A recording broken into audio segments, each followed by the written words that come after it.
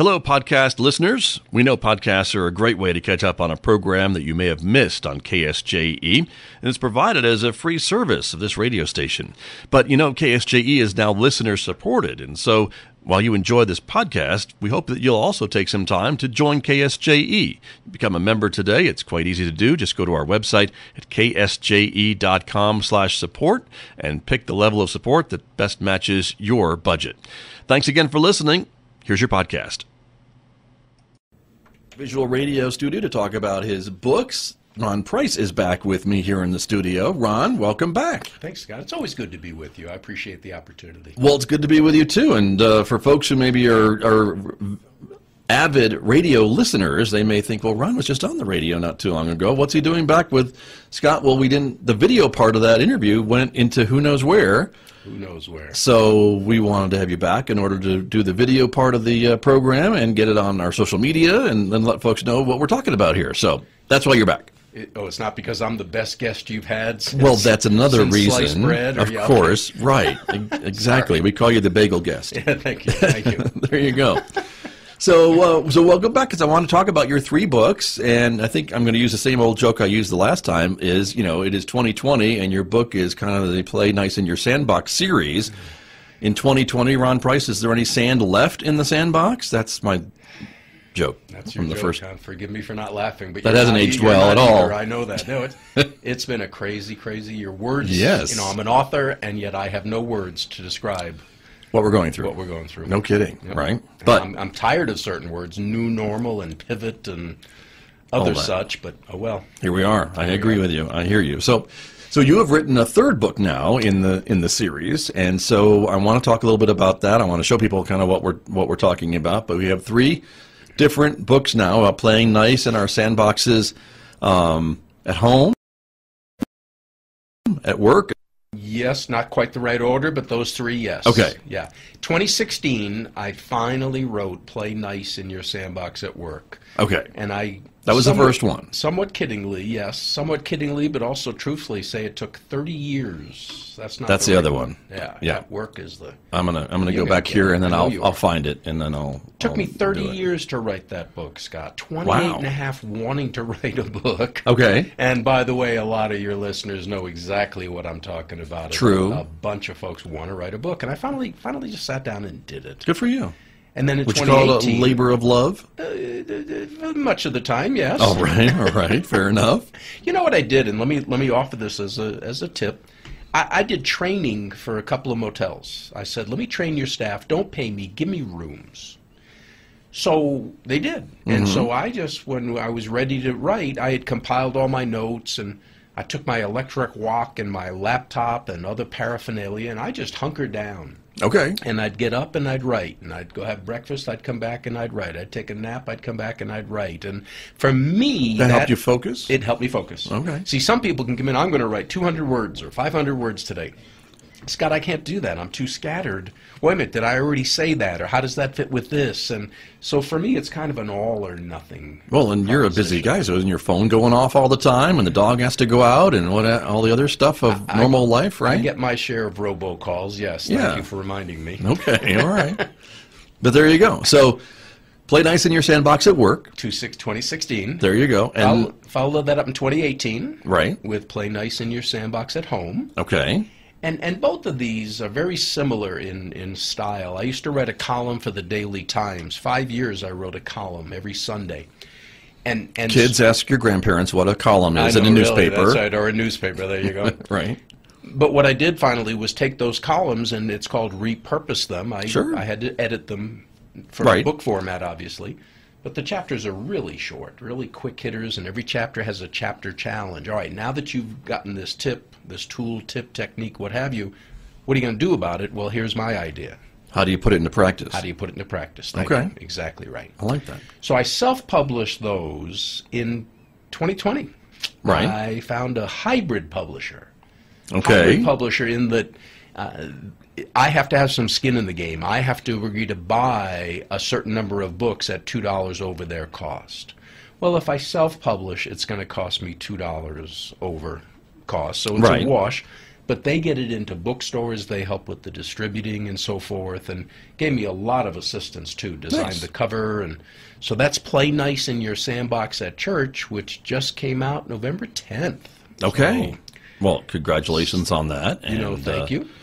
We'll show it to you in just a minute here, everybody. It's in there somewhere. As we know it is. As we get to it. But anyway, in the meantime, it is out. Congratulations. There it is. Yeah, there it is. And so now you have 3 in the series, right? And go ahead. Well, I was going to say, and another similarity of all 3 is the play is how do you prevent trivial matters from blowing up on you and becoming a thing? And Scott, you know what I'm talking about, as does anybody else who's listening to me. We've all gotten embroiled in matters that not only were they not a hill to die on, they weren't a hill to get sick on, and yet they're consuming our time, our energy, our resources, our joy, our peace. Right.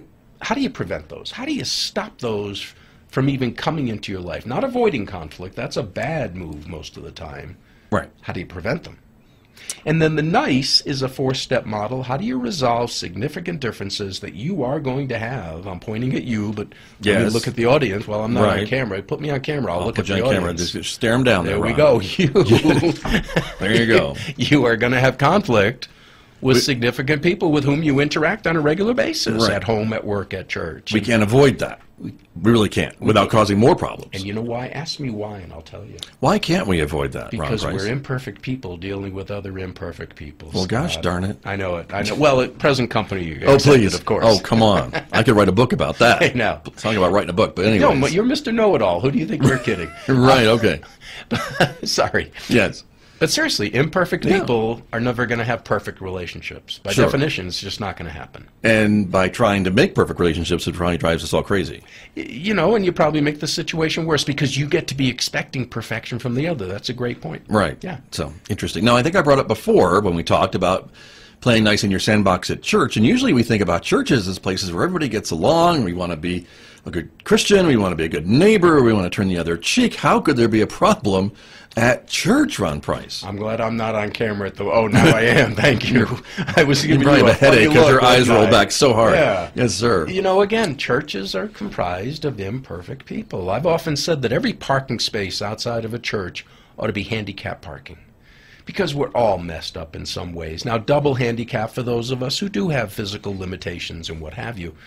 But we're all a piece of work. And church is a place where people come with a big smile and, oh, everything's fine and I'm doing great. And we don't want to let people know that, you know what, I'm struggling right now. Right. I often say, people ask me, how you doing?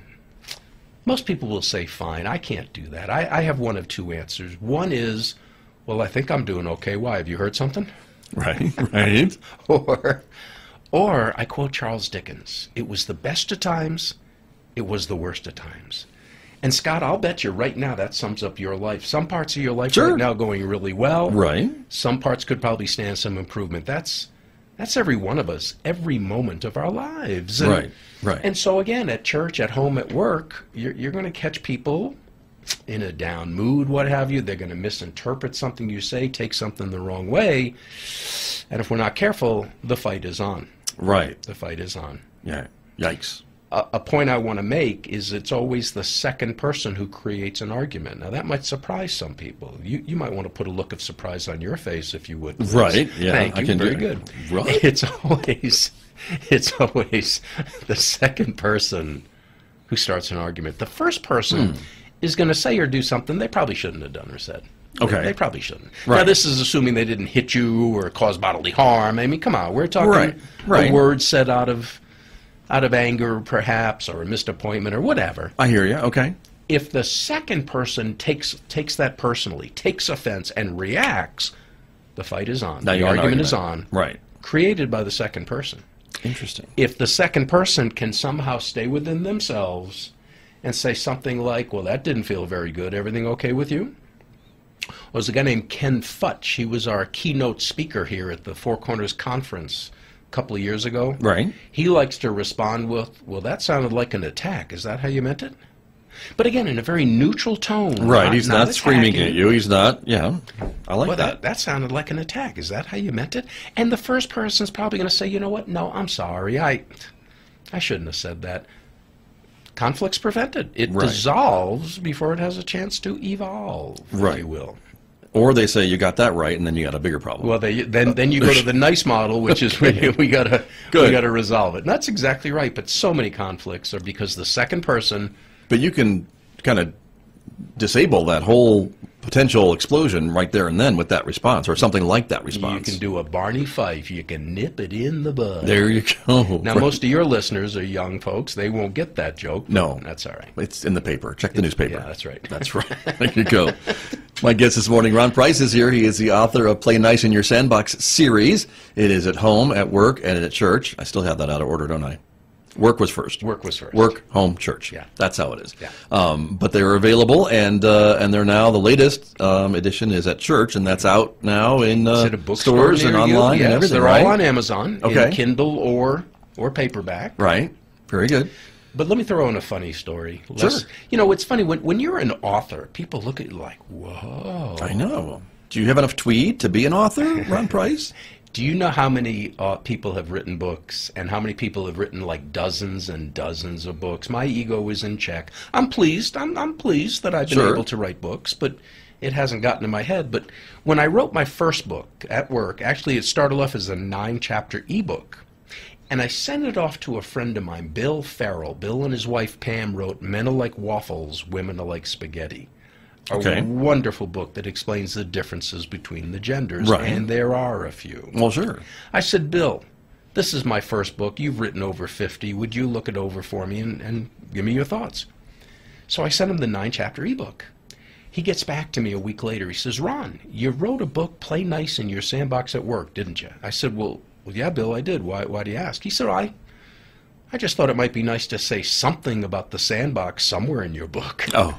Scott, I got right into my model, the play and the nice. I never mentioned the sandbox once. I said, Bill, that's a good idea. Well, that's why you do that, so right? now, that's exactly right. So now as you read the book, it starts off with, hey, remember our days in the sandbox where we had to learn to play together. We had to share our toys and things of that nature. So very smart. Yeah, I love that story. It keeps me humble. Right. Well, that's good. Yeah. But I think it also tells that, if folks have a book in them, that there is a way to get it out there, to get it published. And as you mentioned, your first two were kind of self-published, but this third one is a little different, right? You actually have a publisher. Again, a hybrid publisher. I got paid a royalty. You got skin in the game. I got paid a royalty. They paid me $100. Okay. Just so I can tell people I got paid a royalty. Some walking around money. There you go. Nice dinner out with my wife. That's it. But yeah, it's a hybrid publisher. They do the distributing. They give the advice. They design the cover and a lot of those things for you. But you have to agree to buy the books. Well, I didn't mind that. I want to get on a speaking tour. I want to speak to groups and equip them to prevent or resolve conflict, to have healthier relationships. And I want to say, hey, I'll meet you in the back. Come buy my books and and that's how it all works. If they want. I'm still not comfortable signing books. I'm just. Well, you'll get used to it. You'll get used to it. I bet you will. But that's totally different, I think, from wanting to publish a book maybe 20 years ago, 30 years ago. Oh, please. When you'd send it off to New York or something, and fingers crossed, right, a big manuscript or something. A pile of rejection letters. Right. I mean, that's my point, is it? But self-publishing today. Now, I know somebody locally who did it all themselves. They looked into it. They studied it out. They went from writing to producing to the whole 9 yards. I didn't want to do that, Scott. I didn't want to. So I found an editor, a professional editor. I found a formatter that's familiar with it's not even called Create Space anymore. Kindle Direct, I think, is what Amazon calls it. But it's so easy to self-publish a book these days. It's nothing like it used to be. Right, but that's great. And here you are. And now you've got 3 right there on the table in front of you. I'm on the Scott Michlin program. Well, on there's that too. I mean, how much better does it get than that? Now, I thought you were on the New York Times list at some point, weren't you? Or the Amazon Time list, right? No, I do the New York Times crossword puzzle. That's the about the extent of it. Stop. All right. But it was some list you got on, I thought, because of the categories. You know what? Thank you. No, right? All right. Amazon list. Puts your books in categories. Okay. And I think you have some say in what the categories are. I'm pretty sure you do. Sure. And in one category, I got to number 17 on ebooks. Actually, my first book, Play Nice in Your Sandbox at Work, the 9-chapter ebook, made it to #1 on Amazon. And you say that and people go, whoa. But again, back it down. In 3 categories for 2 days, my book was #1. I think I made $34.11 from my sales. But anybody can be a #1 bestseller. It's a gimmick. I mean, I guess it's all right. Where's the artwork book? Yeah, there at the top it says expanded version. See? There it is. Expanded version of the #1 best-selling book. There it is. Oh, that's right. You need a little gold seal. That's what you get for that. That's how it works. But that's how it works, and everybody else does that too, right? They promote it that way. And you know what, Scott? I mean this. You don't get rich on books. If people are thinking, oh, I'm going to write a book and I'm going to make lots of money, no, you're not. It's an expensive business card is what it is in a lot of ways. Right, right.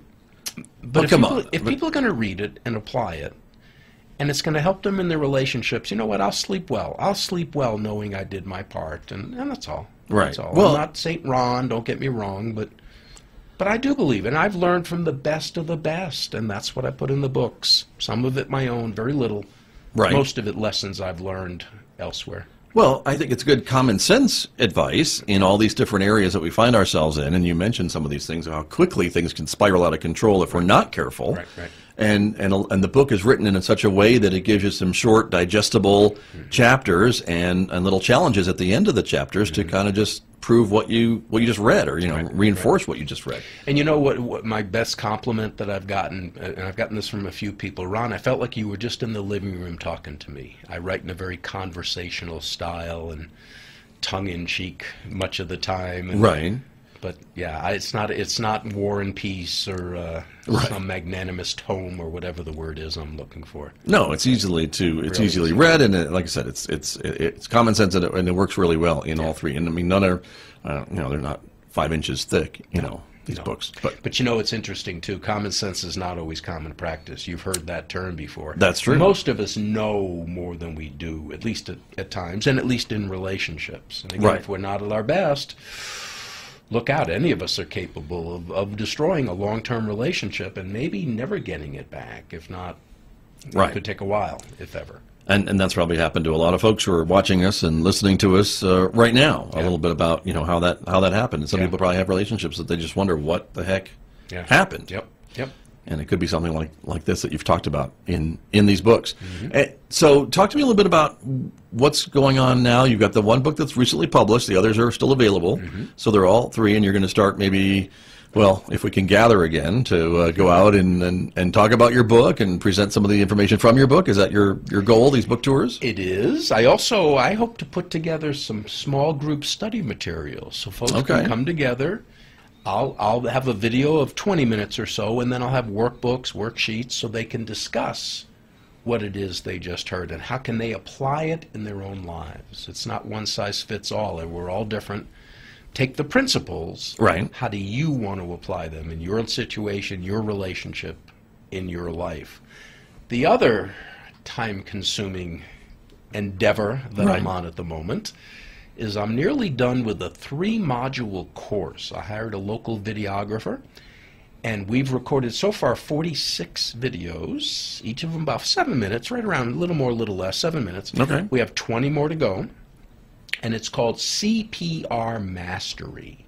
CPR stands for Conflict Prevention and Resolution. Don't you love that? Okay, I like it. A friend of mine came up to me one day and said, Ron, you teach CPR. I said, I do, Bob. He said, yeah, conflict prevention and resolution. I said, Bob, I love you.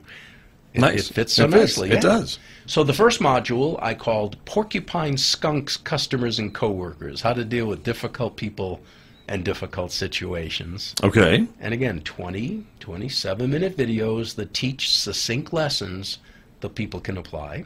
The second module is play, again, prevent conflict. And of course, the third module is going to be the nice. I'm going to be recording that, scheduled to record that early December. So that should be available early next year. And again, I believe it's going to impact people. I believe people are going to have more peace and joy, less strife and grief. And wouldn't that be nice? That would be nice. Yeah. Sign me up for that. All right. Okay. Very good.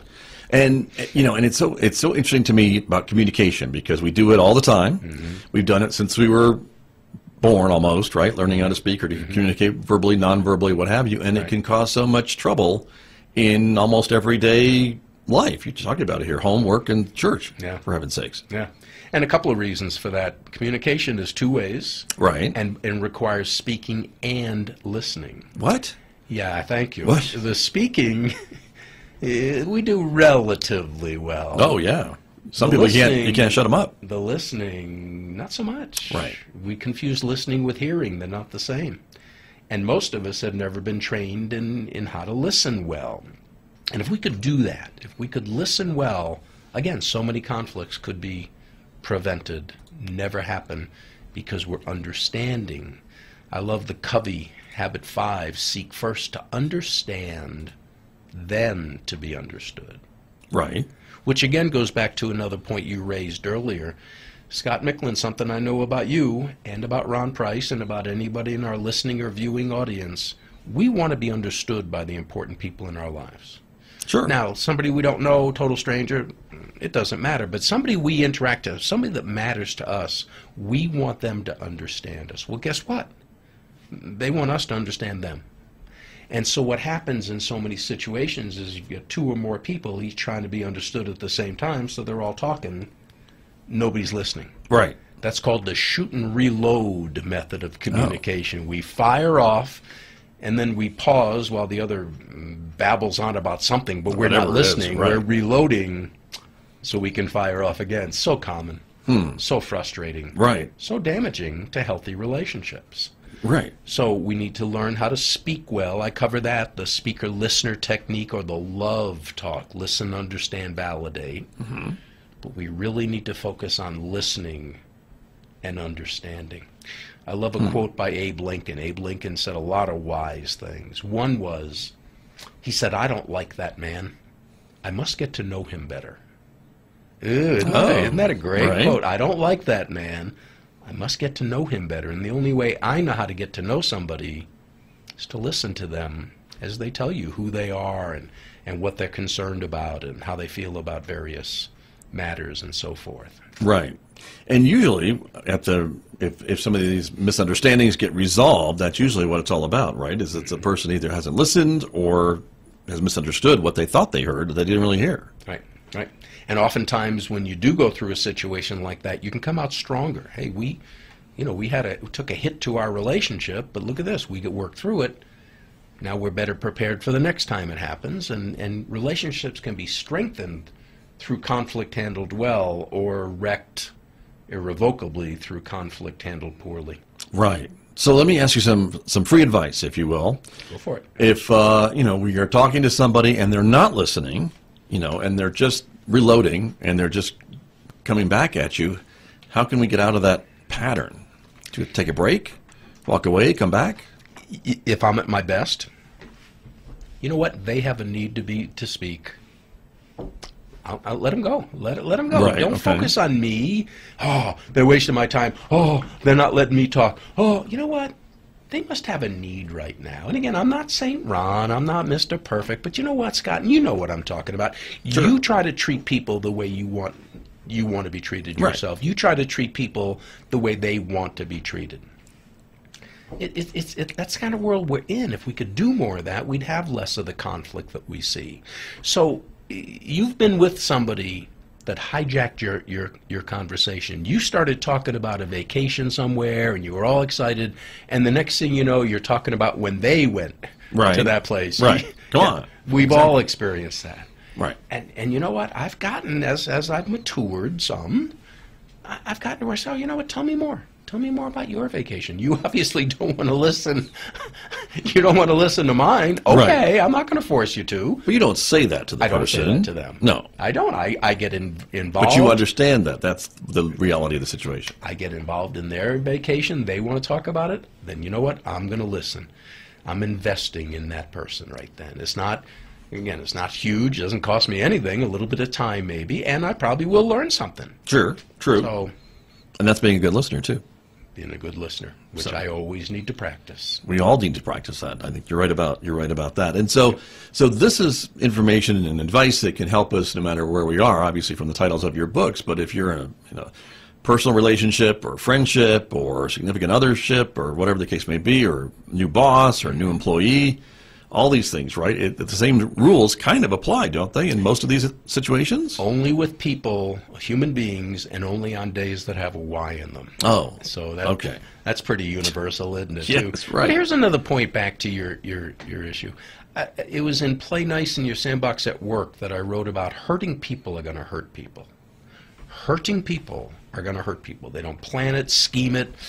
If I'm hurting, I'm not going to be at my best. I'm going to take it out on somebody else. And so if somebody's hurting, they're going to hurt me. They're going to lash out at me, whatever. I have a choice to make. I can either react, oh yeah, how dare you do that, which again, as we said earlier, creates the fight. Right. Or I can look to minister to their pain. I can realize, boy, they must be hurting right now. What can I do to help them? And there's a great feeling in that, Scott. You know that feeling. Sure. You know that feeling. Right. And there's a joy in that, rather than taking offense and getting all upset. So I can either react to the attack or I can minister to the pain. When I'm at my best, I'm going to do the latter and enjoy the results thereof. True. But I know there's a lot of folks listening and watching Ron Price right now that are saying, but in the heat of the moment, you've got that comeback, and it's right there, and you just want to launch it at them, don't you? Yeah, I often tell people. And it's hard to unload that and just sit back and rethink this, right? Right. I started life in Rhode Island. Sarcasm is an art form back there. Right. I usually have some witty remark to make, which is probably going to make the situation worse, not better. But that's why I teach. One of the strongest points that I teach is calling a timeout the right way. We've all called a timeout the wrong way, and usually with less than positive results. Okay. Let me tell you what I mean by that. Yeah. If you and I are having a discussion, and I start to I'm overwhelmed, getting overwhelmed, my cortisol is raising, my adrenaline, my anger, whatever. Scott, if we're friends, I don't want to say something to you that's going to hurt you. I'm going to say, you know what, timeout, and I'm going to storm out of the room. Okay. Well, all right, that stopped the argument. But that leaves you wondering, well, are you coming back? Are we ever going to talk about this? What's going on? You don't know. Right.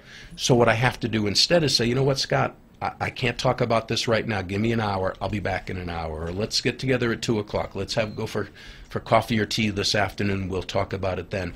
So I'm letting you know I'm rejecting the argument. I'm not rejecting our friendship. I am coming back. I just can't talk to you right now. Okay.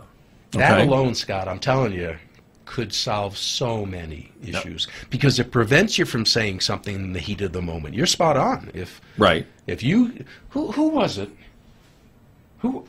George Thompson, in his book Verbal Judo, said, never use words that rise readily to your lips, or you'll give the greatest speech you'll ever live to regret.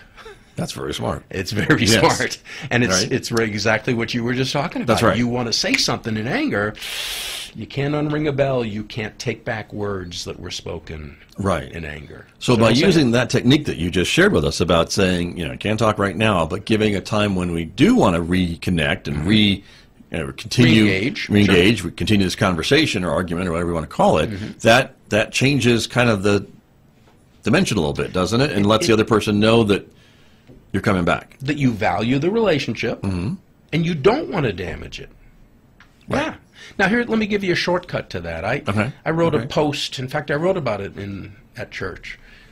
Be disruptive. And I talk about how as a child, I used to get into a lot of trouble for being disruptive. I'm shocked. Now I'm I'm shocked. Now I'm an adult, and I advocate being disruptive. Again, we'll make it personal, you and I. We're having a discussion. Right. It's not going well.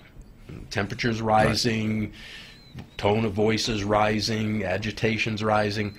All I have to say is, you know what, hold on. Scott, I all of a sudden have an urge for some fresh air. Let's go outside, go for a walk, and talk about this outside. Once we get outside, I can turn to you and say, Scott, we need to understand each other. You go first.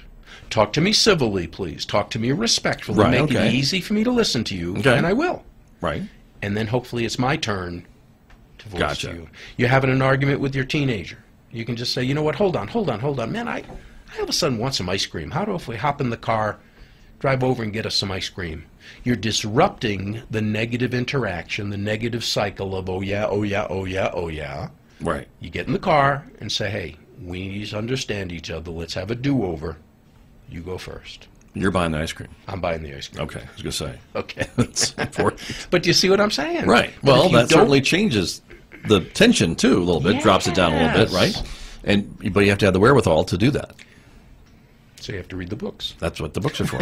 So look at that. Thank you for that shameless plug. Look That's at that, everybody. There you go.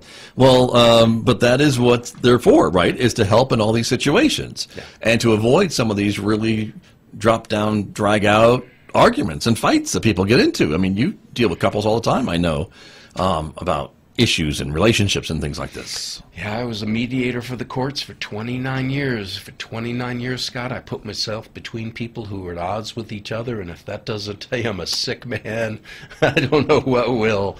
But they would come in probably hating each other and looking for ways to move forward or just end it and go separate ways? And not wanting to hate each other. That was the ironic part of it as well. They were stuck in a situation that they didn't want, but they kept feeding it, each one. Right. It kept getting worse, and they didn't know. They didn't have the wherewithal, the skills, the knowledge how to stop it.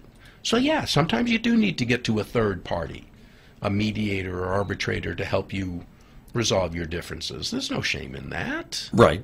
But these techniques in the book can help you maybe avoid the worst of that, maybe, or get it to that level where you need to go to that third party, I guess. know, yes, I think for probably, if I'm going to pick a number, 90% of disputes, some are so involved, so complex. No, these books aren't going to touch it. Sure. These are for the common run-of-the-mill, but the majority of us. Experience, I would think. Yeah. I think so. Yeah. That's true. Well, Ron, we're out of time. No. We are. I hate it when you say that. I know. Sorry. Okay. The clock, how you got a job to do. It keeps ticking. What can I tell you? Right. But it's the 3 books that are available, and again, they are on. They're online. They're on in the stores, and you can get them in different formats. If you're a Kindle person, books in stores. The first 2 are me. But if people send me an email, ron@ronprice.com. Okay. That's easy enough. ron@ronprice.com. This is a non-commercial radio station, so I can't tell what I'll do, but I will give a...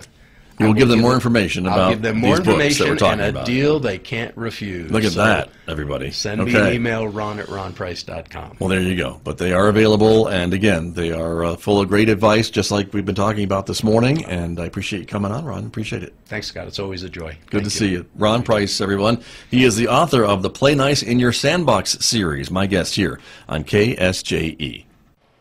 Did you enjoy that podcast? We hope that you did. And if you did, share it with your friends. And if you really want to keep podcasts like this coming, please support KSJE. You can do it easily online at ksje.com.